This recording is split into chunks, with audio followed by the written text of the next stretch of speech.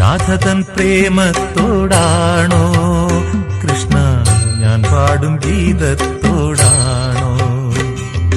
പറയൂ നിനക്കേറ്റം ഇഷ്ടം, പക്ഷേ പകൽ പോലെ ഉത്തരം സ്പഷ്ടം. രാധതൻ പ്രേമത്തോടാണോ കൃഷ്ണ ഞാൻ പാടും ഗീതത്തോടാണോ?